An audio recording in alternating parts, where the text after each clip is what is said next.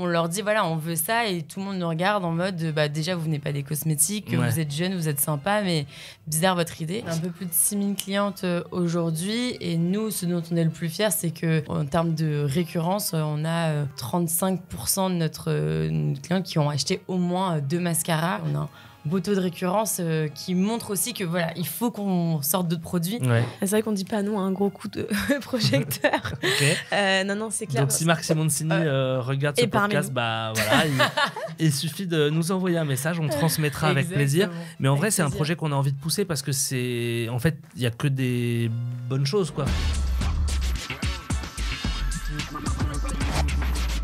Bonjour à toutes et à tous, c'est un plaisir de vous retrouver pour ce nouvel épisode de Parole d'AST et je suis ravi de recevoir aujourd'hui Léa et Julie qui sont les cofondatrices d'une marque qui s'appelle Pardi. Elles vont nous expliquer un petit peu de quoi il s'agit autour du thème du cosmétique rechargeable.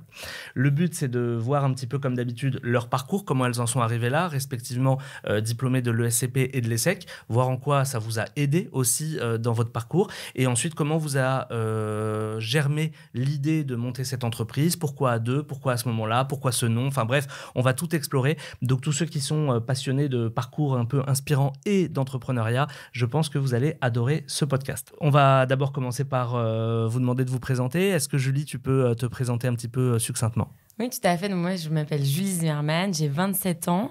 Et donc, ça fait 5 ans qu'on travaille donc, sur Pardi en parallèle de nos études.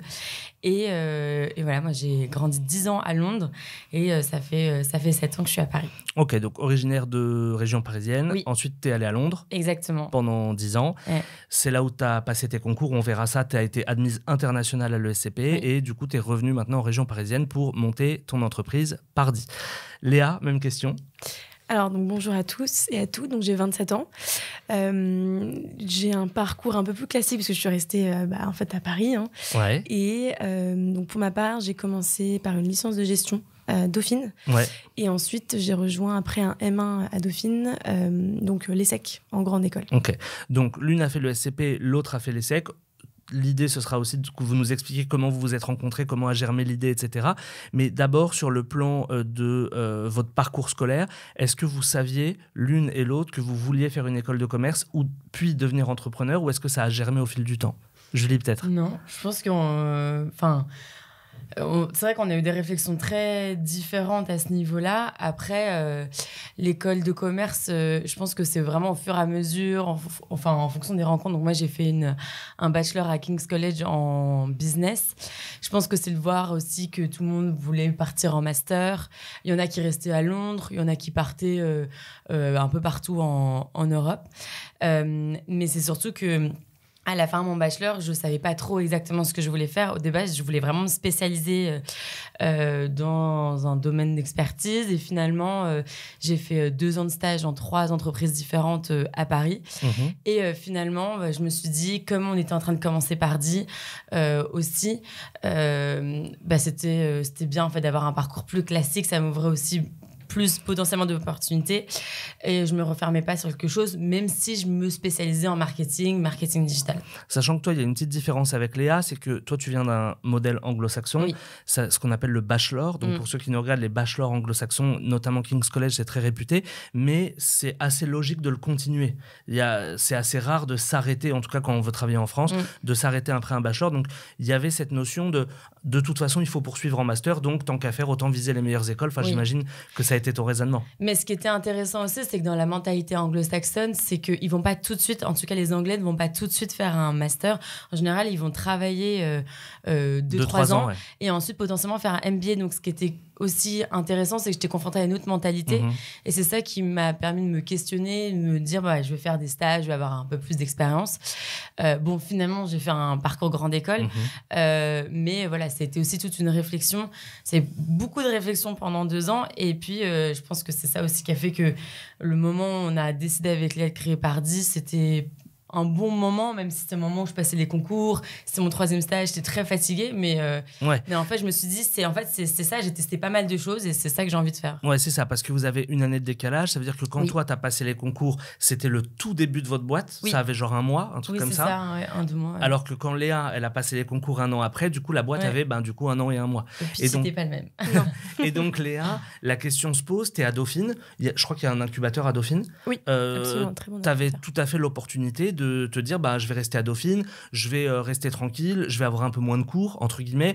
Pourquoi tu t'es rajouté et t'as senti la nécessité de te rajouter un challenge, d'aller passer une école de commerce, et qui plus est l'ESSEC, ça veut dire un concours hyper dur comme Julie avait fait le SCP? Alors, c'est une bonne question parce que, en fait, à Dauphine, ce que je voulais faire, j'avais tout orienté en fait pour faire de la production audiovisuelle. Donc j'avais fait un peu plus d'1 an en stage alterné. J'étais donc dans 2 sociétés de production. J'arrive plus à parler, je suis désolée. C'est pas grave. 2 sociétés de production. Donc j'étais dans 2 sociétés de production donc audiovisuelle en parallèle de mon M1 donc en médias. Et donc pareil, j'avais fait une association audiovisuelle à Dauphine, donc tout mon parcours était autour de l'audiovisuel. Et quand j'ai réalisé qu'en fait c'était pas tout ce que je voulais faire et que vraiment je voulais donc créer une boîte avec Julie, là je me suis dit en fait il faut que je reprenne les bases à la racine, quoi. C'est parce que tu as senti que tu avais trop entre guillemets spécialisé ton parcours et du coup tu avais besoin de rebattre un peu les cartes. Exactement. Et du coup tu t'es dit le programme Grande École c'est la solution, parce qu'on aurait aussi pu penser dans votre profil à des MSC. Je pense à des MSC entrepreneurs, par exemple. Ça a été dans votre réflexion, ça, ou pas? Oui, moi, ça a été une grosse question parce que j'avais postulé en parallèle donc, de l'ESSEC à XHEC Entrepreneur. Ouais.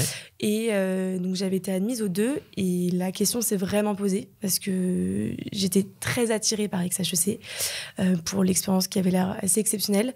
La rapidité aussi, parce que c'était... c'est 1 an versus 2. C'est ça. Et puis, en même temps, en parallèle, tu montes aussi ta boîte. Donc, pour tout, en fait. Voilà, les rencontres, le prestige de l'enseignement, etc.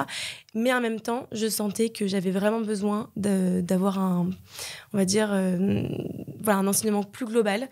Il y avait également une chaire. Donc, une chaire, c'est une spécialité à l'ESSEC qui était assez reconnue et assez unique en cosmétique, avec des partenaires de renom. Donc, je me suis dit que ça allait être C'est quoi comme chaire? La chaire, alors à l'époque, ça s'appelait Leading Up Beauty Brand. Donc, littéralement, ce que je faisais. Maintenant, ça s'appelle la chaire ESSEC Beauty. Donc, en gros, tournée cosmétique, quoi. Exactement. Pour vous. Ok, donc ça. Parfait. Donc, la chaire, pour ceux qui nous regardent, c'est un cours qui est animé par des professionnels, ce qui permet d'avoir une approche un peu plus pragmatique et ce qui permet aussi d'avoir des introductions dans le monde de la beauté et donc d'avoir des relations, etc. Donc, c'est vraiment parfait parce que c'est à la fois théorique et pratique. Donc ça, j'imagine que ça a été un élément de ta décision. Et c'était hyper bénéfique parce qu'en plus, maintenant, un de nos mentors au quotidien était un de tes professeurs. Exactement. Et pour revenir aussi sur mon choix, en fait, à l'époque, donc moi, j'avais qu'un M1.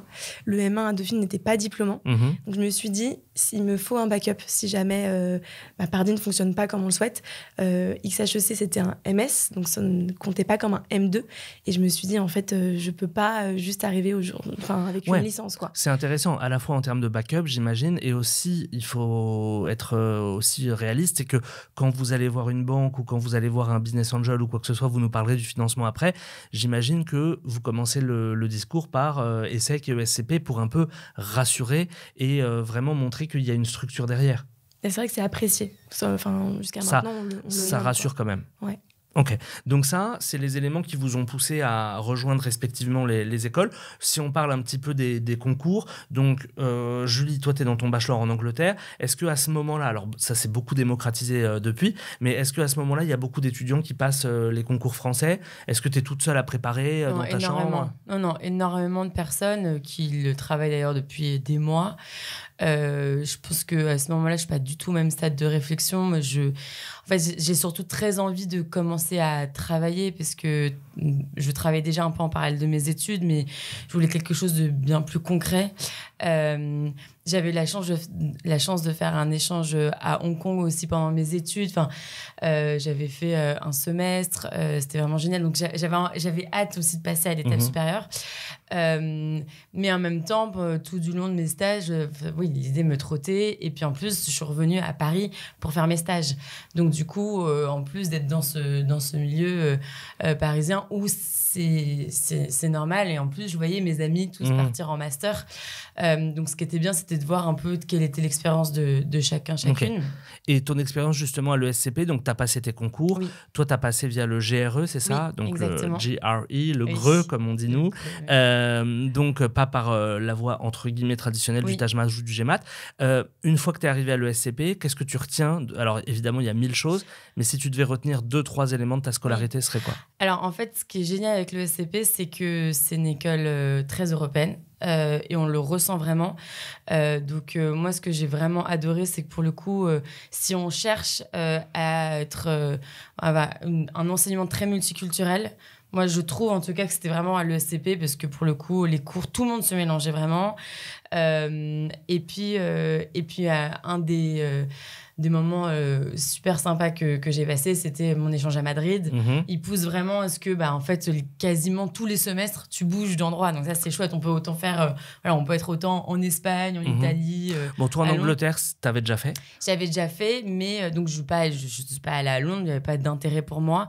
Mais je suis allée à Madrid pendant un semestre. C'était génial de pouvoir découvrir aussi une autre ville, avoir les cours en parallèle de Pardy. Donc, j'ai jamais été aussi efficace au niveau de mes cours de ma vie, parce que j'avais le cas pratique et puis il y avait le cas Pardy. Ouais, vous nous raconterez après l'organisation, parce que monter une boîte le soir et le week-end, voilà. Vous nous raconterez, ça doit être donc intéressant. C'était très particulier. Et puis voilà, d'avoir cette dernière expérience à l'étranger avant d'être à fond sur Pardy, parce que déjà, du coup, nous, on était déjà dans la réalité des choses.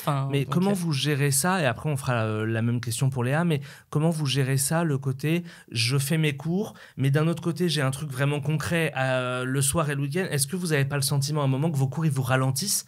Et est-ce que du coup, c'est poser la question, j'imagine que non, mais pourquoi pas, d'arrêter votre école parce que ça vous faisait perdre trop de temps sur votre vrai business, quoi? Ça, c'est même pas posé comme question. Non, ça, c'est pas posé. Parce que là, on était tellement engagés, voilà, dans nos études. On le voulait vraiment pour le coup. C'est vrai que là, on s'est dit qu'il fallait aller jusqu'au bout. Et puis surtout, en fait, on avait un système de la première année. Donc moi, quand je suis rentrée en Master 1, première année d'école, Léa, du coup, était en année de césure. C'est là où, du coup, tu as passé tes concours. Et donc, on était tout le temps en ping-pong, c'est-à-dire qu'il y en avait une qui était toujours 100% sur la boîte et l'autre, du coup, qui faisait son master. Et donc, c'était un peu moins stressant. Ok. Donc, même question pour Léa. Donc, toi, Julie, tu retiens l'international, qui d'ailleurs avait déjà été un peu ton driver depuis longtemps. Léa, toi, c'est quoi que tu retiens? Donc, on a vu la chaire Beauty, Leading Beauty Brand. Est-ce qu'au-delà de ça, il y a d'autres choses que tu retiens? Peut-être l'incubateur, on n'en a pas parlé peut-être? Ouais, l'incubateur est vraiment excellent, avec beaucoup de soutien. Ils vont vraiment, il y a un suivi, ils vont essayer de nous mettre en relation avec des personnes assez exceptionnelles. Je pense notamment au CFO de Back Market, par exemple, avec qui on a échangé. C'était vraiment très enrichissant. Enfin, il y a un très beau réseau. Après, c'est vraiment aussi la qualité des cours. Moi, j'ai pu vraiment avoir un parcours adapté exactement à ce que je voulais, en fait. Et notamment, tout ce dont on avait besoin avec Pardy. Notamment, j'ai eu un cours sur l'économie circulaire, des cours vraiment spécifiques sur l'e-commerce, des startups en e-commerce. Vraiment des cours extrêmement appropriés pour notre entreprise.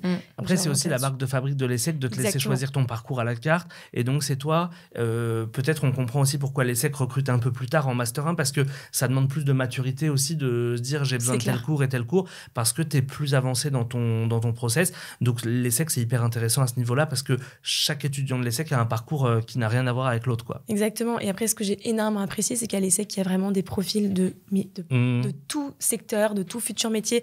Il y a des pharmaciens, des ingénieurs, des gens en droit, des futurs avocats. En fait, c'est tellement riche que je trouve que c'est super aussi de sortir de sa bulle et découvrir d'autres secteurs. Et ça, c'est passionnant. Vraiment. Donc, du coup, on arrive maintenant dans le vif du sujet. Ça veut dire que parallèlement à tout ça, c'est ça qui est intéressant, c'est que quand tu es à Madrid ou quand tu es dans ta chaire, etc., parallèlement, il faut faire avancer la boîte.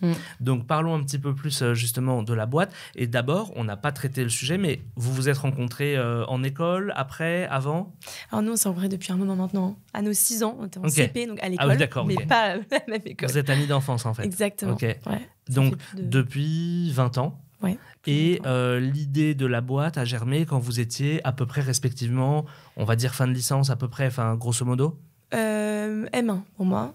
M1. Et toi, t'étais en stage. Oui. Et est-ce que vous saviez que vous vouliez monter une boîte et Pardi en particulier, ça veut dire vous vouliez bosser dans la cosmétique rechargeable parce que écologie, parce que tout ça, ou est-ce que vous vouliez monter une boîte et ensuite vous avez réfléchi à un sujet? Comment ça a germé tout ça? Franchement, je pense, pour ma part, je me suis jamais posé de questions. Juste, en fait, l'idée est venue en M1 quand justement, pour ma part, j'étais en train de revoir un peu tout mon quotidien, le rendre plus éco-responsable, aussi bien sur l'hygiène, skincare, alimentaire, bref. Et l'idée a germé. Et en l'occurrence, je me suis dit un truc à faire. Et donc, tout de suite, j'en ai parlé à Julie, qui a été hyper enthousiaste pour suivre l'aventure.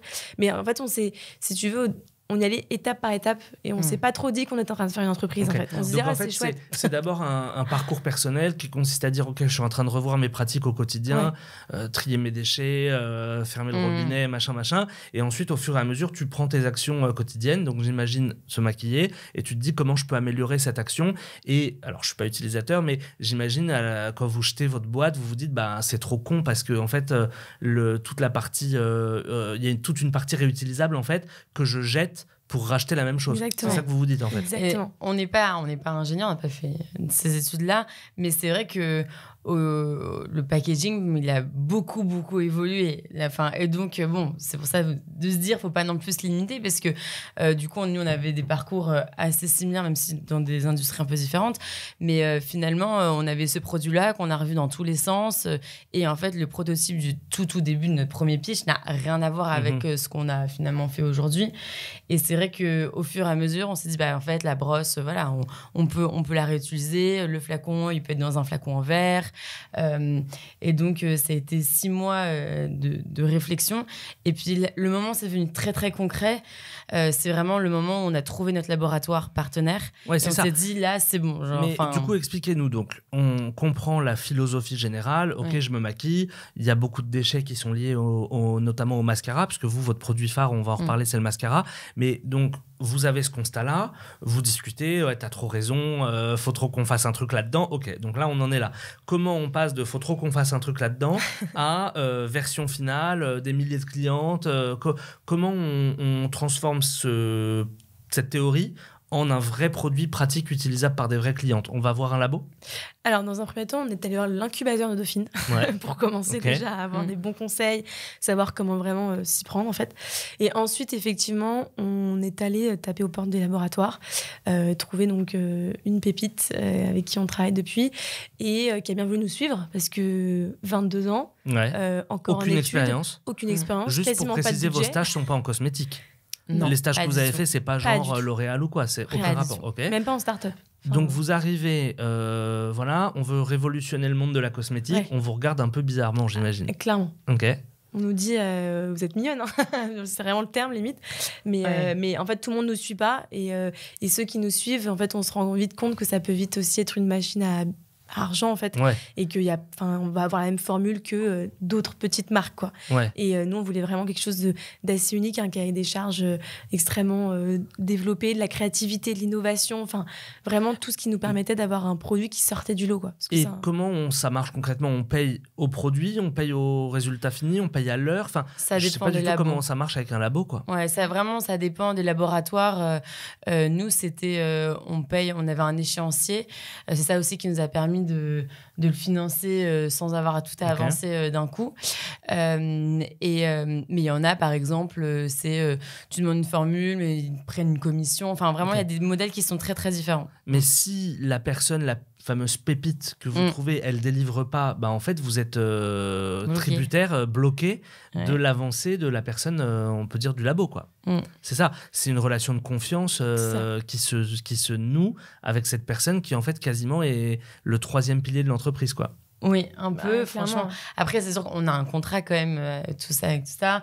On a aussi, on sait que cette personne a eu beaucoup d'expérience dans le milieu. Donc, c'est vrai qu'on n'a pas trop peur à ce moment-là. C'est surtout, nous, ce qui a été compliqué, c'était le packaging parce que on n'y connaissait rien, qu'on faisait beaucoup de recherches, on recevait pas mal d'échantillons et que surtout, le concept était innovant. Donc, il l'est toujours. Mais... Donc, il n'y a pas de comparable, quoi. Donc, il n'y a pas de comparable. Et en fait, on leur dit, voilà, on veut ça. Et tout le monde nous regardent en mode, déjà, vous venez pas des cosmétiques, Ouais. vous êtes jeune, vous êtes sympa, mais bizarre votre idée. Et finalement, on en a trouvé. Et donc, ça a été tout un cheminement. Et puis, beaucoup de tests. Ouais, et donc quand on parle de packaging, juste pour être clair, c'est pas le packaging carton comme Non. on a l'habitude. Là, tu parles C'est le vraiment verre, la du brosse. verre, Ouais. le poids que ça doit faire, la brosse, etc. Donc vraiment, on est sur quasi de l'ingénierie, enfin quasiment. C'est pour ça que je disais, on n'a pas fait des études d'ingénieur et c'est pas du tout, voilà, on n'a pas bidouillé non plus dans tous les sens, mais les premiers prototypes, c'était un peu ça. Et puis réfléchir un peu, nous, de manière très pragmatique. Ouais. On n'est pas allé dans le détail du truc, mais bon, oui, il faut quand même un peu s'y intéresser, donc Mais c'est assez passionnant. Ce qui est dur dans ce que vous faites, peut-être Léa, tu peux me dire sur ça, mais c'est que vous devez en fait créer des nouvelles habitudes. Ça veut dire que vous avez eu cette révélation écologique et heureusement de plus en plus de gens l'ont et tant mieux. Mais ce que je veux dire par là, c'est que les femmes se maquillent d'une certaine manière depuis X temps. C'est compliqué d'aller voir une potentielle cliente et de lui dire voilà, tu avais l'habitude de faire comme ça, on va tout changer. Comment vous réussissez à trouver des nouvelles ambassadrices ou des nouvelles clientes qui acceptent justement ou d'oublier ce qu'elles savent, quoi. Alors, le premier geste qui est vraiment très accepté et même adoré maintenant, c'est le démaquillage à l'eau, notamment le démaquillage sous la douche, parce qu'on propose donc un mascara qui résiste à l'eau tout en se démaquillant à l'eau. Et Ok, ça c'est un geste... concept qu'il faudra m'expliquer après parce que Ouais. j'ai rien compris. Ok. Normalement, il faut un démaquillant, des cotons, etc. Donc c'est de l'eau chaude. En fait, eau froide, Même ça. eau froide. Même eau Ok. froide. Nous, Mais comment tu fais pour qu'il résiste à l'eau? Ça veut dire quand tu pleures, c'est ça quand on dit résiste à Ouais, l'eau, transpiration et pleurs, j'imagine. Oui. Et comment tu fais pour que sous la douche il parte du coup? C'est les frottements. En Ok. fait, c'est grâce au frottement. Si Ok. tu touches pas, ça part pas. Mais si tu frottes, ça part. Mais ça c'est un truc que vous avez développé vous Avec le laboratoire, ouais. et que Donc- les autres marques n'ont pas. Mm. Ouais, Ouais, c'est ça. un truc de ouf. Ouais. Ah, ok. Non, ok, ça je connais pas. Je suis Ouais, pas mais utilisateur, on mais comprend. c'est quand même, on se rend compte que c'est un bon process. Là, j'imagine que tu apportes de la valeur ajoutée, donc c'est un Ouais, peu plus facile. on enlève un Oui. caillou dans la chaussure, Ok. on va dire. D'accord. Et là, ensuite, le second geste qui est par contre, on va dire souvent dans un second temps adopté, c'est le côté en fait réutiliser la brosse, la Mhm. nettoyer et la réinsérer dans une recharge. Ça, souvent, c'est soit c'est des personnes qui ont déjà, en fait, qui cherchent déjà en fait un produit plus éco-responsable, ou au contraire des personnes qui ont justement envie de passer à cette étape-là dans un second Ok. temps. D'abord, elles passent au naturel, au démaquillage à l'eau, et ensuite elles vont recharger. Sachant qu'il y a un mouvement général on va dire dans le skincare, il y a un mouvement général de réutiliser, etc. Enfin, C'est ça. il y a d'autres marques, je pense à 900 Care, je ne sais pas si vous les Complètement, connaissez, ouais. qui sont d'HEC. Je pense à d'autres utilisations où, en fait, le côté réutilisable, même sur un autre marché, Capsme pour le café, Oui. d'autres acteurs vont dans le même sens et peut-être que ça aide un peu de faire un tir groupé et que la personne, a priori, qui veut réutiliser ses capsules de café pour des raisons écologiques, elle peut aussi être susceptible de vouloir réutiliser son mascara, donc ça fait un effet un peu boule de neige, quoi. Absolument. Complètement. Moi, c'est vrai qu'on s'est inscrit dans cette mouvance-là, mais en même temps, c'était il y a 5 ans. Et il y a 5 ans, 900 Care n'avait pas, par exemple, encore lancé sa campagne de crowdfunding. Il y avait un peu du rechargeable, mais très, très peu. Et en tout cas, pas sur le mascara et pas avec du verre. Beaucoup de rechargeable avec du plastique. Mhm. Et donc, nous, ce qui a été compliqué aussi, c'est de dire, nous, on le veut aussi avec du verre. Et tout ça, il y a 5 ans. Donc, pour toutes celles que ça intéresse de manière concrète, aujourd'hui, vous avez plusieurs offres. Une offre, en gros, one-shot. Donc, on va sur Oui. le site et on achète les produits qu'on veut. Ça peut un peu faire test, en gros. Et ensuite, si on aime bien, on peut s'abonner. C'est comme ça que ça fonctionne. Exactement. Ça, on l'a lancé l'année dernière. Ouais. Ça. Mais Exactement. ça, quand on est entrepreneur, l'abonnement, c'est un peu le rêve parce que du coup, il y a la récurrence, la cliente, elle a pas à se prendre la tête, donc c'est gagnant-gagnant pour tout le monde. Et ce système-là, c'est important de comprendre que vous avez été une des premières à le lancer. Quand vous le lancez, c'est quoi qui vous fait peur? Est-ce que c'est on va jamais trouver de cliente? J'imagine que vous vous dites ça. Est-ce que c'est trop cool notre produit, mais mécaniquement c'est plus cher parce que vert, parce que ceci, donc ça va être dur de convaincre? Ou est-ce que c'est aussi, en fait, notre idée, elle est tellement bien qu'un géant de l'industrie va nous la prendre et au final va nous passer devant, ce qui ne s'est pas passé finalement. Il y a eu plusieurs choses, c'est-à-dire que lorsqu'on a commencé, on a fait une campagne de crowdfunding, donc de financement participatif, qui a duré 5 semaines. Donc là, on a eu 600 clientes en 5 semaines. Donc en fait, Incroyable. là, le produit, il est validé plus. voilà, quoi. en fait, c'est ça. C'est que déjà, on avait fait des tests avec des potentielles clientes, mais alors là, c'était plus que validé. Donc ça nous a donné une bonne base, ça nous a permis permis de financer la production. Enfin, ça te valide ton 600 produit clients, et ça te donne de l'argent. Voilà, Exactement. c'est quand même pas rien. Je me rends pas compte, on parle d'un produit qui coûte à peu près combien? 35 €. Okay. Pendant la campagne, le produit il est moins cher. C'est ça aussi qui incite les gens à participer. Mais c'est un moment où campagne de financement participatif comme ça, c'est vraiment ton cercle proche que tu as sursollicité pour qu'ensuite les gens que tu connais pas vraiment se disent c'est intéressant et j'ai confiance. Mais 35 €, c'est pas un pote qui te rend service. Enfin, c'est vraiment quelqu'un qui en a besoin parce que tu vois, c'est relou d'aller voir ton pote et te dire achète-moi un truc dont t'as pas besoin. Donc ça valide le projet.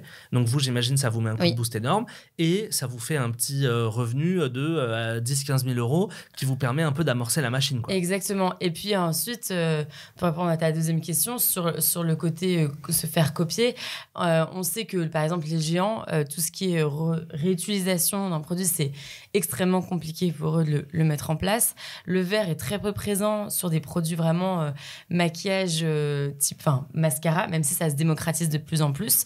Et puis surtout, nous, c'est pas juste le packaging, il y a aussi la formule. Et là, la formule, là pour le coup, c'est le génie de notre laboratoire, c'est notre pâte aussi également à nous. Donc c'est aussi comme ça qu'on se protège sur plein d'aspects. C'est intéressant parce que je suis allé sur le site, j'ai essayé de faire un peu le client mystère, etc. Mais effectivement, il y a deux aspects dans ce que vous proposez. Il y a l'aspect réutilisable écolo, d'une part, et il y a aussi l'aspect formule unique, qu'on est les seuls, et on en parlait, se démaquiller sous la douche, etc. Donc vous avez une double promesse en fait pour vos clientes. Exactement. Ouais. Aujourd'hui, il n'y a que mascara. Aujourd'hui que le mascara, mais la suite arrive très vite. Il y a d'autres produits que vous allez développer parce que j'imagine qu'une fois qu'une cliente elle est conquise par le mascara, enfin je dis une cliente mais ou un client est conquise par le mascara, j'imagine que derrière, si vous lui proposez d'autres produits, il sera preneur, quoi. Oui, complètement. Là, on va sortir des prochains produits toujours sur le regard. Okay. Donc ça, on a hâte parce que c'est vrai que c'est très attendu par nos clients et clientes. Ouais. Ok. Donc on peut pas dire ce que c'est, on n'a pas de date, mais restez connectés pour en savoir plus. Et donc, du coup, vous avez une base de combien de clients? Enfin, vous savez estimer votre nombre de clients aujourd'hui ou pas? Oui, on a un peu plus de 6 000 clientes aujourd'hui. Et nous, ce dont on est le plus fiers, c'est que en termes de récurrence, on a environ 35% de nos clients qui ont acheté au moins 2 mascaras les dernières années. Donc, oui, on a un beau taux de récurrence qui montre aussi que voilà, il faut qu'on sorte d'autres produits parce qu'elles seront sûrement très friandes des prochains. Et puis, plus l'abonnement aussi qui a été un bon boost. Et est-ce que du coup, cette grosse base de clients, parce que 6 000 c'est énorme, est-ce que ça vous aide aussi à faire des mini-études internes ou des choses comme ça en mode quel est le produit que vous voulez le plus? Ou alors si on sort un produit, est-ce que vous voulez en priorité telle fonction ou telle fonction? Est-ce que vous faites un peu des tests directement à la base? On fait quelques questionnaires. Enfin, on a notamment le Pardi Club avec des consommatrices et des clientes à qui on pose pas mal de questions. Et ensuite, on a aussi donc des questionnaires, plutôt un newsletter, où on va demander donc l'avis. Et puis, grâce aussi à Dauphine, à l'époque, on avait gagné un prix pour avoir avec la Junior Conseil de Dauphine une étude de marché, donc qui nous avait notamment fait sur plus de 2200 réponses. Sympa. Voilà, surtout à un moment où vous en aviez bien besoin, quoi. Exactement. Parce que maintenant, vous avez le recul, etc. Mais à cette époque, c'était peut-être plus dur de faire une étude à grande échelle. Et là, vous êtes en 100% distribué en propre. On vous trouve pas chez Sephora ou ce genre de choses-ci? Alors, pas Sephora. Mais on travaille avec des boutiques indépendantes. Par exemple, Concept Stores, notamment en beauté. Mais c'est du one by one. Ça veut dire que c'est un fit que vous avez avec une vendeuse qui probablement vous contacte en disant je suis moi-même utilisatrice, j'aimerais mettre mes produits, mais c'est pas de la distribution à grande échelle. Globalement, c'est de la vente directe aux clients que vous faites. Globalement. Donc chaque client, faut aller le chercher à le convaincre parce que meilleur produit, plus éco-responsable, etc. Faut vraiment faire cet effort. Vous n'avez pas un mastodonte de la distribution avec vous, quoi? Non, pas pour le moment. On n'est pas prête encore pour ça. Donc justement, il y a des contraintes. Vous avez aujourd'hui une usine. Enfin, on a parlé tout à l'heure du labo. Le labo, si je comprends bien, c'est celui qui vous fait le prototype.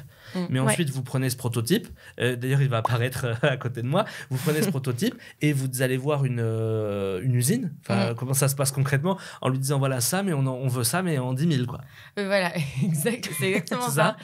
Et ça, pour le coup, on a de la chance parce que donc notamment notre laboratoire nous a beaucoup aidé à nous présenter à des personnes. Donc en même temps que nous, on faisait notre petit networking en parallèle. Eh bien, elle nous a trouvé, du coup, nous a aidé à trouver une usine qui est en Normandie. Et puis, voilà, et puis on leur envoie la formule, est-ce que vous pouvez la faire?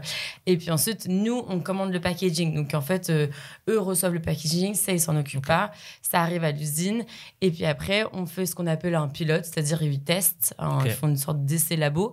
On dit, OK, c'est bon, on valide la formule. Et puis après, c'est à l'échelle industrielle, c'est-à-dire dans les grosses machines. Et puis voilà, puis nous, on a assisté à toutes nos productions. Et c'est vrai que c'est un moment assez... défilés, là, c'est ça, enfin... Oui, voilà, c'est ça. Ça doit être... Ouais, c'est vrai que c'est un moment assez sympa. Parce que tu repenses à quand t'étais en M1 ou quand Léa, elle te dit « Ah, c'est quand même con de jeter le tube ». Ça, c'était en pleine étude. Hein, donc en plus, on avait cours la semaine d'avant, examen la semaine d'avant. Et puis... C'est sympa. Et je reprends une question qui m'était venue tout à l'heure que j'ai oublié de poser, mais vous avez quand même pu profiter de votre scolarité malgré ce rythme un peu effréné, tout ça. Vous avez quand même des bons souvenirs de votre école? Oui. Après, c'est vrai que, de toute façon, moi, personnellement, comme j'ai fait l'ESSEC après quand même déjà 5 ans d'études, 4 ans, 5 ans, je sais plus, j'étais déjà en asso à Dauphine, donc j'ai pas renouvelé l'expérience et je me dis, je laisse la place aux gens qui arrivent en première année dans cette école. Mais c'est vrai que j'ai eu beaucoup de chance de rencontrer des amis qui, eux, comprenaient aussi ma situation, parce qu'en vrai, t'as quand même une vie sociale un peu plus réduite. Ouais, c'est normal. Pas facile, parce que toi, le week-end, enfin le soir ou je sais pas quand, tu vas en Normandie, vérifier ton flacon, dire voilà, le liquide, il est trop ceci, trop cela, repartir. Enfin, c'est quand même, c'est 2 vies en fait, en une. Ouais, c'est 2 vies et c'est vrai que, enfin. En fait, le truc, c'est que quand on est arrivé aussi en études, on savait pourquoi, enfin, on avait besoin de ce diplôme aussi pour Pardi, pour l'entreprise. On savait que ça allait être aussi un accélérateur. Donc, je pense que notre vision était un peu différente sur les études. Pareil, moi, j'ai bien profité. Et j'étais très contente de partir en échange. Ça aussi, par exemple, ça a été une organisation, mais enfin, c'était génial. Mais on profite très différemment. Mais en même temps, comme on disait au début, c'est une vraie organisation. C'est-à-dire que moi, j'ai aidé Léa à organiser les pop-up quand j'étais à distance à Madrid et j'avais un examen à 13h. Donc, c'est ça qui est hyper intéressant. Et aujourd'hui, comment vous arrivez à... Tout à l'heure, on a parlé du crowdfunding, on a parlé de l'étude de Dauphine, etc. Comment vous arrivez aujourd'hui à créer l'événement? Est-ce qu'aujourd'hui, quand on est entrepreneuse comme vous, il faut un gros coup de boost, genre aujourd'hui, l'émission de référence, c'est Qui veut être mon associé? Est-ce que c'est ça le futur Graal pour mettre un coup de projecteur, ou est-ce que c'est continuer petit à petit à délivrer? Vous êtes dans quelle optique? C'est vrai qu'on ne dit pas non à un gros coup de projecteur. Non, c'est clair. Donc, si Marc Simoncini regarde ce podcast, il suffit de nous envoyer un message, on transmettra avec plaisir. Mais en vrai, c'est un projet qu'on a envie de pousser parce que en fait, il n'y a que des bonnes choses, quoi. Enfin, vous proposez de passer d'un truc qu'on jette à la poubelle à un truc qu'on réutilise. C'est exactement dans le thème de ce qu'ils proposent en plus à l'émission, où ils essaient de plus en plus d'avoir un côté éco-responsable. 2 femmes dans l'entrepreneuriat qui font de l'éco-responsable. Je pense que ça peut intéresser. Donc, si vous êtes intéressé, je referme la parenthèse. Donc ça, c'est un vrai coup de boost. Mais t'as plus le côté du début où tu fais ta campagne crowdfunding qui te permet, etc. La presse, vous faites comment, par exemple? Vous avez une agence? Non, on a une RP, donc Valentine, qui travaille avec nous, qui est super, qui a très peu de marques. Donc du coup, ça lui permet vraiment de pouvoir nous pousser. Ouais, elle bosse bien parce que vous avez une couverture pas mal. Sur BFM, pas si longtemps. Je crois que vous êtes sur Vogue. C'est quand même des belles références. Tous les grands noms pour le moment. On a eu beaucoup de chance. Et est-ce que le B2B, ça fait partie de vos axes de développement? On peut penser aux entreprises qui ont envie de faire des coffrets cadeaux, des trucs comme ça, ou alors vous êtes vraiment sur full B2C? C'est vrai qu'on y a pensé à un moment, mais c'est vrai que pour l'instant, on se focalise vraiment sur notre site internet, l'abonnement, bien le pousser, bien travailler notre conversion, notre taux de conversion, et puis les boutiques à fond. Enfin là, pour l'instant, on a 15 boutiques en France, dans 8 grandes villes en France, et l'objectif, c'est d'en avoir bien plus. Ouais. Mais vous n'avez pas peur que ces boutiques-là, ça vous prenne beaucoup de temps? C'est-à-dire qu'une boutique par une boutique, c'est beaucoup d'appels, de démarchage, il faut la livraison, etc. Là où un réseau, et il y a des réseaux éco-responsables, donc on pourrait imaginer ça vous permettrait direct, on reparlait de Calsmi tout à l'heure, je crois qu'ils ont été commercialisés à la Fnac. J'imagine que pour eux, ça a été un coup d'accélérateur énorme, quoi. Nous, évidemment, c'est ce qu'on rechercherait aussi, mais la seule chose, c'est qu'il faut avoir plus d'un produit, minimum 3, pour être vraiment référencé dans ce genre de... Une marque, elle veut que tu aies une petite gamme, en fait. En gros, on imagine que tu es un petit corner, quoi. En gros, c'est ça le... Oui, c'est ça prend plus de place. Et puis après, les boutiques, en fait, en général, font des réassorts de... Une fois que, voilà, vous avez vu ensemble, en fait, en général, la boutique, la vendeuse va souvent très bien le vendre parce que c'est elle que tu as eu en direct, elle va le porter, donc en fait ça va être une super ambassadrice et ça va être des réassorts de 30-40 mascaras tous les 2-3 mois, donc en fait donc ensuite c'est un bon rythme de croisière, quoi. Ok, donc ça fait partie de vos axes de développement, donc le côté réseau de distribution. J'imagine que c'est pas les mêmes marges, j'imagine qu'il y a des problématiques de distribution et tout, donc c'est aussi des questions qui se posent. C'est quoi les autres axes? Qu'est-ce qu'on peut vous souhaiter? On a dit 6000 clientes, est-ce qu'il y a un objectif en termes, je sais pas moi, de CA, de clientes, c'est quoi vos perspectives? Franchement, aujourd'hui, ça va vraiment de déjà lancer vraiment les prochains produits. Il faut vraiment qu'on dépasse, qu'on franchisse cette étape-là. Toujours, enfin, là, voilà, on pourrait dire de doubler, tripler, mais là, pour le coup, c'est déjà qu'elles apprécient nos nouveaux produits. Ça, c'est hyper important parce que sans elles, en fait, voilà, il n'y a pas d'achat derrière. D'avoir une plus grosse présence en boutique. Les RP, c'est hyper important, comme disait Léa.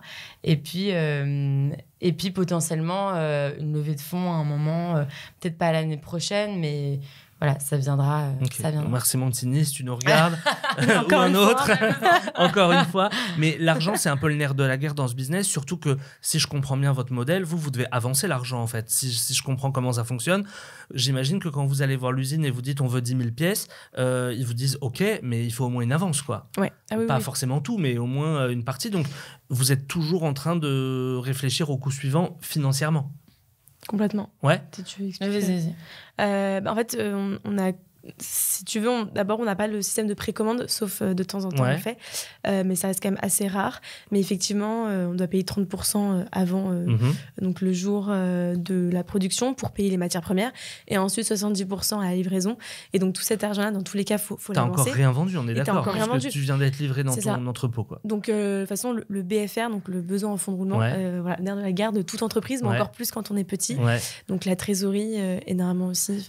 Alors, tu as à la fois la question d'être petit et tu as à la fois la question que tu vends un produit industriel. Aussi, donc forcément, le BFR, il est dégueulasse parce que tu payes d'abord et ensuite tu vends, sans parler des stocks. Ça veut dire que si tu achètes un truc qui finalement se vend pas, c'est perdu pour toi. Il y a des coûts de transport, des coûts de logistique, etc. Donc ça, c'est vraiment un élément à prendre en compte. Du coup, vous avez des investisseurs pour l'instant déjà ou pas encore?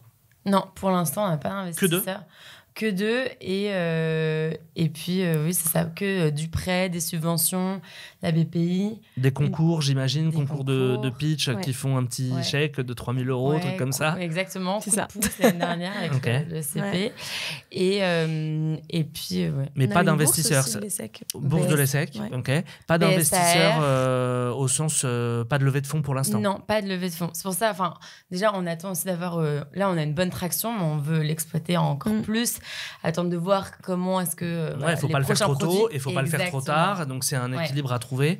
Donc ça c'est un élément qui est intéressant, mais pour l'instant vous prenez vos décisions à 2, 50-50, il n'y a pas d'acteur extérieur. Vous parliez tout à l'heure d'un système de mentor. Concrètement, c'est quoi?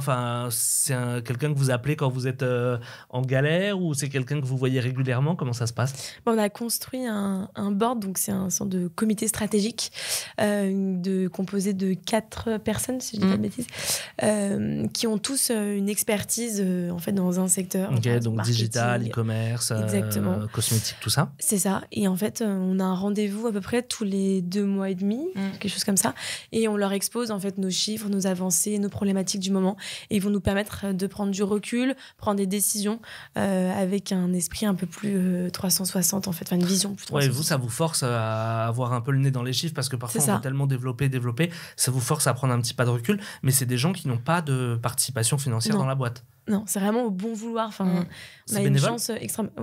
vraiment une grande chance de les avoir à nos côtés. Ils veulent vraiment nous épauler, nous aider à nous développer. Ouais. Ça, c'est des gens de vos réseaux, ESCP, ESSEC, Dauphine, c'est des gens de là? Mon professeur, du coup, qui a travaillé plus de 25 ans chez Clarins, qui était VP.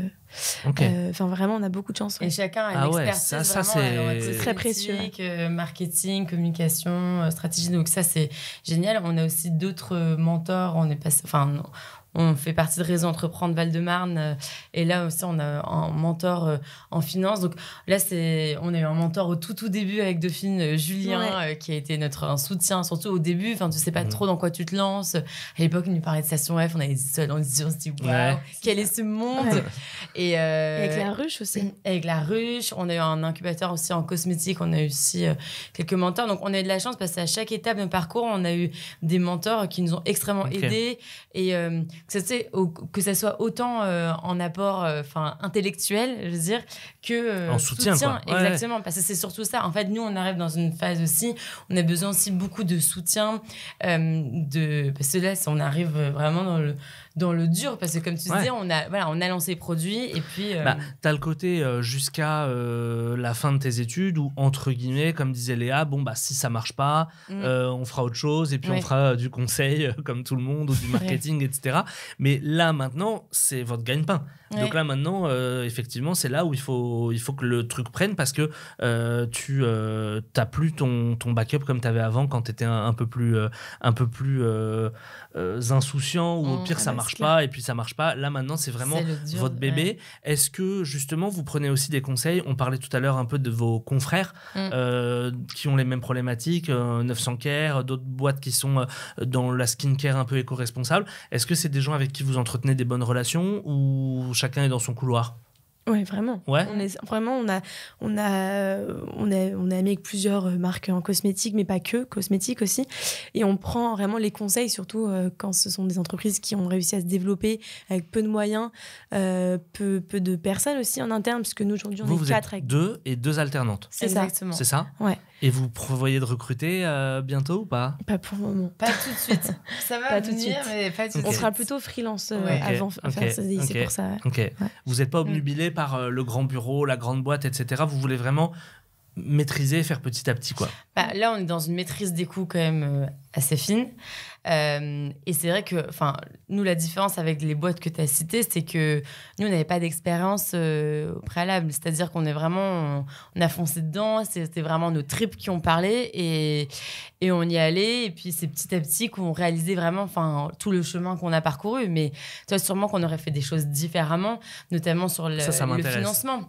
Le financement, c'est... Maintenant, vous avez 5 ans, la boîte? Oui. À peu près. Bientôt. Oui. Ça fait l'entreprise a commencé, mais... Voilà. Donc, qu'est-ce que vous retenez justement? Tu me fais la transition parfaite. Quel conseil vous donneriez à quelqu'un qui est intéressé par l'entrepreneuriat? Des erreurs que vous avez faites ou alors des trucs au contraire dont vous êtes méga fière ou contente? Qui veut commencer sur ça? T'étais lancée, Julie. Sur le financement, c'est vrai que, je dirais sur le financement, quelque chose qu'on aurait fait différemment. Alors ça, pour le coup, tous nos mentors nous ont dit, mais quand tu comprends pas, surtout à l'époque. Mais vraiment plus de comprendre quels vont être nos besoins. Le truc, c'est que nous, on n'avait pas connaissance de tous les coûts qu'il y avait en cosmétique. Donc en fait, tu apprends au fur et à mesure, même si tu as des gens qui vont dire, c'est approximativement comme ça. Tu fais ton business plan, tu essayes de comprendre, voilà. Donc oui, on aurait fait ça un peu différemment. Concrètement, tu aurais fait quoi différemment? Je pense qu'on aurait essayé de encore mieux évaluer nos besoins. Nous, il faut savoir, c'est qu'on a mis une partie de nos prêts étudiants dans notre entreprise. Donc, c'était quand même assez... Grosse partie, assez engageant, grosse partie, quoi. Donc, c'est quand même très engageant. Ouais. Ça nous a quand même beaucoup aidé. Mais tu vois, par exemple, tout ce qui était BPI, nous, on n'y avait pas forcément connaissance au tout début. Donc, on a peut-être attendu un peu trop tard. On l'a quand même eu, donc très bien. Mais voilà, on aurait eu un temps d'avance un peu sur tout. C'est-à-dire qu'une fois, on était un peu plus... on s'est dit, là, il va falloir qu'on trouve des solutions. Donc, prendre un peu plus de recul vis-à-vis de ça. En fait, on ne pensait pas que ça allait prendre autant de temps aussi. On a fait 2 ans de recherche et développement. Vous êtes sur un projet de R&D, donc c'est pas... On n'avait pas le recul, tu vois, qu'on peut avoir aujourd'hui. Donc, c'est vrai qu'aujourd'hui, on se dit, oui, c'est vrai. Forcément, c'était un produit innovant. Mais tu vois, à l'époque, si demain, on dit, on lance un produit, tu as envie de dire, en 9 mois, c'est fait. t'as envie d'aller vite, quoi. Oui, c'est vrai je sais pas combien de temps ça se met de faire une boîte en verre qui se casse pas dans le sac, mais qui en même temps soit protectrice et tout. Bah, chaque truc, c'est 2 mois de plus. Donc, en fait, ça fait vite... ça fait vite 2 ans, quoi. C'est ça. Et aujourd'hui, avec le recul, on se dit aussi qu'on aurait peut-être dû commencer par 3 produits. On nous avait souvent dit ça. Hein. Vous êtes sûr de vouloir être monoproduit, etc. Aujourd'hui, on en paye un peu les frais avec le fait de mettre du temps à ressortir les autres produits. Donc, il y a ça. Et puis après, souvent, on le dit pour rire, mais qui est un peu vrai quand même. On se dit, un petit conseil, le B2C, vraiment... Si vous pouvez faire du B2B et du service, c'est mieux. Le B2B. En gros, on est en train de dire, faites pas de produits. Non, il faut quand même... Mais... non, on a quand même envie de donner envie aux gens de changer le monde aussi. Bah, bien sûr. Et on peut pas tous faire des logiciels. Donc, voilà. Donc, non, c'est trop cool ce que vous avez fait. Mais par contre, l'idée du multiproduit, c'est intéressant. Parce qu'aujourd'hui, vous payez, ce qu'on disait tout à l'heure, de pas être en corner, quoi. C'est ça qu'on vous reproche. Exactement. Donc, du coup, le développement, la croissance d'entreprise est beaucoup plus lente qu'elle ne pourrait l'être. Formulé différemment, ça aurait pas pris 3 fois plus de temps de sortir 3 produits. C'est ça que ça aurait été en parallèle. C'est parallèle. Mais on avait nos financements aussi. Parce qu'on n'aurait pas pu financer 3 produits. Et là, c'est sûr que le produit qu'on a actuellement est vraiment innovant et qualitatif. Donc, c'est ça qui fait qu'on a un bon chiffre d'affaires, un beau taux de récurrence. Mais voilà, c'est vrai que tu vois, c'est plein de choses comme ça. S'il y avait une deuxième boîte à monter. Faut pas entretenir trop de regrets aussi parce que vos nouveaux produits, ils viennent de votre expérience du premier. Et exactement. Moi, je préfère... après, c'est hyper intéressant comme retour, mais je trouve qu'il vaut mieux un produit ouf que t'as chouchouté à mort, que 3 produits middle. Finalement, ta gamme, elle prend pas. Et puis voilà. Par contre, effectivement, là où je vous rejoins, c'est que il y a beaucoup de temps entre le produit 1 et les produits 2, 3, 4 et c'est peut-être ça qu'on pourrait conseiller de raccourcir pour vraiment chouchouter son premier produit, mais ensuite assez vite pouvoir aller voir des marques en disant voilà, j'ai une gamme, je peux te faire un beau facing, ou c'est comme ça qu'on dit, une belle tête de gondole, et comme ça tout le monde est content, quoi. Oui, en fait, c'est ça, c'est que nous on n'avait pas ce qu'on dirait en conseil, c'est de se dire voilà, les choses peuvent prendre du temps, surtout quand on est sur du produit, donc arriver à mieux estimer le temps et savoir qu'il faut toujours ajouter 6-9 mois à chacun des développements, surtout au début. Et encore une fois, nous on a appris, on a découvert le secteur en même temps, ce qui était passionnant et ce qui nous a permis beaucoup de choses. C'est-à-dire que, ok, on parlait des difficultés qu'on a eues au début, mais d'un autre côté, en fait, naïvement, au début, on challengeait sans vraiment réaliser, mais en même temps, on était face à des personnes ça faisait 20 ans, 30 ans, qui étaient dans cette industrie. Oui, mais avec le risque aussi de se faire prendre pour un con, parce que elle est dans l'industrie, alors tout le respect, mais elle est dans l'industrie, mais c'est vous qui apportez la nouveauté, donc il faut aussi lui faire changer son regard, et j'imagine qu'il y a beaucoup de trucs où elle vous dit ah bah non, ça c'est pas possible, ah bah non, ça c'est pas possible, et en fait finalement vous avez montré que ça l'était, mais ça prend plus de temps de conviction. Il y a 2 thèmes que j'aimerais voir avec vous. Le premier thème, c'est la répartition des tâches, parce que mine de rien vous avez des profils globalement similaires, mais je mets des guillemets bien sûr, mais on se demande du coup comment vous répartissez. Est-ce que c'est chacune fait 50% de tout, ou est-ce qu'au contraire vous avez des couloirs de prédilection? Pendant les études, on se répartissait en fait, la personne qui était 100% sur l'entreprise gérait en fait quasiment tout, et l'autre personne en fait travaillait plus par dossier ou par donc sujet. Les pop-up stores là dont tu parlais tout à l'heure. Voilà, par sujet spécifique du moment. Et post-école. Et post-école, donc là on s'est répartis parce qu'on s'est dit que ça allait être quand même plus efficace.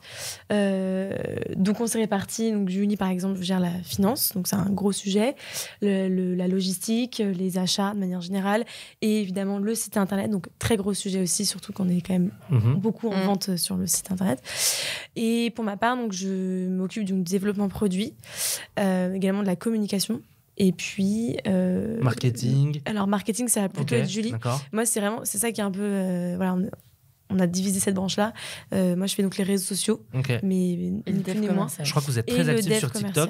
Beaucoup de pop-up. On a ralenti un peu en ce moment, mais oui. Je vois beaucoup de pop-up. Ouais. Donc, du coup, c'était un gros sujet, cette répartition. Oui. Parce que c'est, comme tu dis, on avait des profils assez similaires, mais en même temps, on avait chacune nos spécificités. Et puis, en même temps, quand t'es entrepreneur, t'as envie de toucher à tout. Ouais. Donc, c'est vrai que ça a été beaucoup de conversations, de comment est-ce qu'on fait. Peut-être des qu'au bout de 6 mois... Non. Non, Non pas du tout engueulade. Mais plus, tu sais, c'était plus frustration. On se disait, ah, mais en fait, est-ce que je veux vraiment faire ça? Ah, mais en fait, ça m'intéresse aussi. Et Et après, on s'est dit, en fait, on teste cette organisation. Et au bout de 6 mois, on verra s'il y a des ajustements à faire. Finalement, le développement commercial, en fait, mais c'est immense comme truc. Enfin, on pourrait avoir quelqu'un à plein temps. Donc là, on s'est dit, on se le divise un peu, c'est-à-dire que c'est Léa qui chapeaute tout. Mais moi, je bosse quand même un peu dessus. Mais donc, on a un peu révisé tout ça. Et puis, en plus, on révise aussi constamment. Oui, bien sûr. Et puis, c'est du 100%, c'est du 90-10. Tu as un leader et un suiveur selon les sujets. Mais c'est intéressant aussi de challenger son point de vue. Moi, je vois avec Arnaud, c'est la même chose. Il y a des sujets de prédilection, mais évidemment, l'autre, il est consulté à chaque fois. Et maintenant que vous avez ce recul, est-ce que, je sais que vous êtes toutes les deux jurées à la prépa, est-ce que vous avez un œil différent sur soit les candidatures entrepreneurs, quand vous voyez passer des entrepreneurs, vous vous dites, ah bah tiens, il dit qu'il va faire ça, mais il sait pas ce qu'il attend, etc. Est-ce que vous avez un œil plus bienveillant sur certains profils entrepreneurs, ou alors, en tant que juré, ça vous intéresse de voir tous les profils? Alors, disons que moi, j'adore voir ce genre de profil. La seule chose, c'est quand c'est un profil, en fait, où la personne, c'est un peu, comment expliquer, mais c'est un peu faux, en fait. Quand on gratte, on voit que c'est pour faire bien sur le papier. C'est très vite visible. La personne, en fait, elle ne s'est pas encore vraiment renseignée. On lui parle de Station F, elle ne sait pas du tout ce que c'est, ou de grands noms d'entrepreneurs. Quand on la challenge un peu, en fait, on se rend compte que pas du tout. Et là, je trouve que du coup, ça dessert complètement. Parce qu'on se dit, en fait, son projet et son profil, c'est du vent. Donc, par contre, quand on voit que c'est quelqu'un qui a vraiment cette envie, qui a commencé à faire à son échelle des recherches, commencer à chercher un petit peu des clients ou se renseigner et faire évoluer son MVP, donc son premier prototype, là, c'est vraiment passionnant parce qu'on sent que l'école va vraiment lui apporter quelque chose. Et justement, vous, la problématique, j'imagine, c'est posée, mais en sens inverse. Quand Julie candidate, la boîte a 1 mois, donc difficile de la pitcher, voire même t'en parles pas. Non. À ce moment-là, c'est ça. Non. Et par contre, toi, la boîte a 1 an, et donc du coup, c'est l'inverse. C'est puisque ta boîte a 1 an, qu'est-ce que tu viens nous solliciter? Monte ta boîte et puis vis ta vie, quoi. Ouais, c'était la chose sur laquelle on m'a challengé. C'est toujours un équilibre qui est difficile à trouver quand on présente un projet entrepreneurial en école. C'est d'être assez avancé pour montrer qu'on a fait des trucs, mais si on est trop avancé, on va nous reprocher que du coup, l'école va pas nous servir. Donc vous avez su trouver ce juste équilibre, quoi. Absolument. Oui, du coup, surtout toi, quand tu as passé tes euros. Après, c'est vrai que moi, j'avais été bluffée quand on avait été juré par des parcours d'entrepreneurs où je me disais, mais ils ont une maturité que, en tout cas, moi, je me souviens pas avoir au tout début et qui était très lucide, avec une détermination de fou, où c'était vraiment très carré dans leur tête. Donc, pour le coup, c'était vraiment passionnant de parler avec eux parce que tu sens, on disait, en fait, quand le projet, il est béton, il est génial. Super béton. On se dit, mais c'est dingue. Du coup, en effet, là, tu te challenges encore plus parce que tu veux être sûr que la personne, elle sait où elle met les pieds aussi. Elle met les pieds, mais surtout, toutes les questions sont bien posées pour que ça prépare le jour de l'oral. Mais c'est vrai que d'être de l'autre côté, du coup, on se dit, ah oui, c'est fou. Du coup, c'était il y a 5 ans. Nous, on était de l'autre côté. Et en fait, on était au tout début où on avait quasiment juste 1 an. Et donc, au final, ce qu'on peut vous souhaiter, une nouvelle gamme de produits et éventuellement une levée de fonds, mais pas forcément tout de suite, mais en tout cas, à horizon, s'il y a une émission qui se prépare, tout ça, on a bien compris que le timing était bon, donc c'est maintenant. Et ensuite, éventuellement, à plus long terme, des recrutements. Dernière question, est-ce que vous avez des clientes, est-ce que c'est un produit qui s'exporte? Potentiellement, vous avez un marché qui est mondial, potentiellement. Ah oui, ça s'exporte très, très bien. C'est pas mal, ça. Ça, en termes d'échelle, c'est vraiment cool. Ah oui, complètement. Et en plus, le Made in France s'exporte très bien.